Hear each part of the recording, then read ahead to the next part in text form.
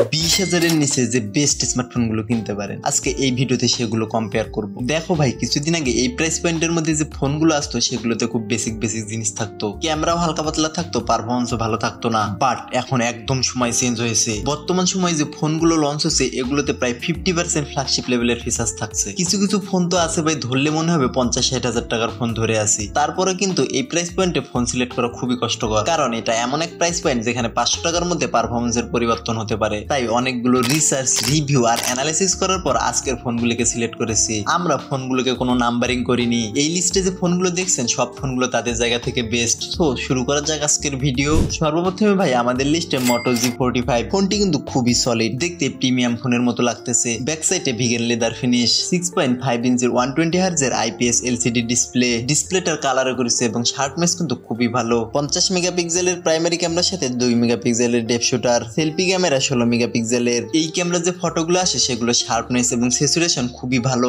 Almost flagship ফোনের মতন। Proper lighting কন্ডিশনে কিন্তু এর ক্যামেরা ফ্ল্যাগশিপ ফোনের সাথে টক্কর দেয়। Processor Qualcomm Snapdragon 6 Gen 3, GPU Adreno 619। জিপিইউটা কিন্তু খুবই খতরনাক, এর গ্রাফিক্স কোয়ালিটি একদম হাই। এছাড়াও 5000 mAh ব্যাটারির সাথে 18 ওয়াটের ফাস্ট চার্জার। আর এই ফোনটিতে সিকিউরিটির জন্য থাকছে সাইড মাউন্টেন ফিঙ্গারপ্রিন্ট। আপনি যদি এই ফোনটিকে কিনতে চান তাহলে 8+128GB ভ্যারিয়েন্টের ফোনটি পড়বে 20,990 টাকা। নেক্সটে ভাই আমাদের লিস্টে স্যামসাং গ্যালাক্সি M15। দেখো ভাই, কিছু কিছু ব্র্যান্ড আছে মানুষ এক্সট্রা পয়সা দিতে রাজি হয়ে যায়, এর মধ্যে স্যামসাং হচ্ছে একটি। স্যামসাং এর ব্র্যান্ড ভ্যালু এতটাই বেশি যে মানুষ স্যামসাং এর নাম ছিল এক্সট্রা পয়সা দিতে রাজি হয়ে যায়। বাট এই ফোনটি একদম ভিন্ন। প্রাইস সেগমেন্টের উপর ভিত্তি করে ফোনটি কিন্তু বেশ খতরনাক। 6.5 ইঞ্চির 90 হার্জের সুপার অ্যামোলেড ডিসপ্লে। স্যামসাং এর ডিসপ্লে বুঝতে পারছেন কতটা খতরনাক, বাট এর ড্রপনেসটা সত্যি খারাপ লাগতেছে। এছাড়া ওভারঅল সবকিছুই ঠিকঠাক। 50 মেগাপিক্সেলের প্রাইমারি ক্যামেরার সাথে 5 মেগাপিক্সেলের আলট্রা ওয়াইড এবং 2 মেগাপিক্সেলের ম্যাক্রো লেন্স। সেলফি ক্যামেরা 13 মেগাপিক্সেলের। স্যামসাং এর ক্যামেরা আর এটা ভালো হবে না সেটা তো বলাই যাচ্ছে না। এই ক্যামেরাটি দিয়ে যে ফটোগুলো আসে সেগুলো কিন্তু অলমোস্ট ফ্ল্যাগশিপ লেভেলের ফোনের মতন। ওভারঅল ক্যামেরার কোয়ালিটি কিন্তু বেশ ভালো। যদি ভিডিও করতে চান তাহলে 1080p-তে 30 fps এ ভিডিও রেকর্ড করতে পারবেন। 6000 mAh ব্যাটারির সাথে 25 ওয়াটের ফাস্ট চার্জিং।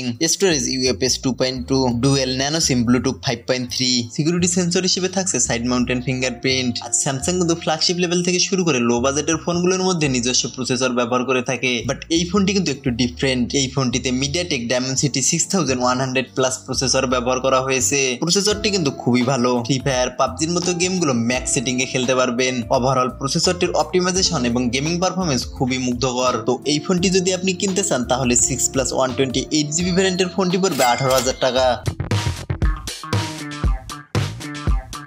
তো নেক্সট ভাই আমাদের লিস্টের last phone, but not list best phone, Poco M6 Plus। এটা কিন্তু ভাই একটি ডিফারেন্ট ফোন, কারণ এই ফোনটির গেমিং পারফরমেন্স, ক্যামেরা এবং ডিজাইন সবগুলো 10/10। ব্যাক সাইড পুরোটাই গ্লাস প্লাস্টিক ফ্রেম এবং IP53 ডাস্ট প্রুফ। 6.79 ইঞ্চির 120 হার্জের IPS LCD ডিসপ্লে। 108 মেগাপিক্সেলের প্রাইমারি ক্যামেরার সাথে 2 মেগাপিক্সেলের macro lens. Selfie camera 13 megapixel. 108 megapixel শুনে কেউ আবার বিভ্রান্ত হয়েও না, এটা কিন্তু একটা ডিসেন্ট ক্যামেরা। বাট আমি একদম ফালতু বলতেছি না, আপনাকে প্রপার ফটোগ্রাফি করে দিতে পারবে। এর যে ফটোগ্রাফি গুলো হয় সেগুলো একদম ফ্ল্যাগশিপ লেভেলের ফোনের মতন। কিছু কিছু সময় তো ভাই ফ্ল্যাগশিপ লেভেলের ফোনগুলোকে ছাড়িয়ে যায়। ওভারঅল ফটোগুলোর শার্পনেস এবং কন্ট্রাস্ট খুবই ভালো। ভিডিও করতে চাইলে আপনি 1080p-তে 30 fps এ ভিডিও রেকর্ড করতে পারবেন। Processor Qualcomm Snapdragon 4 Gen 2A।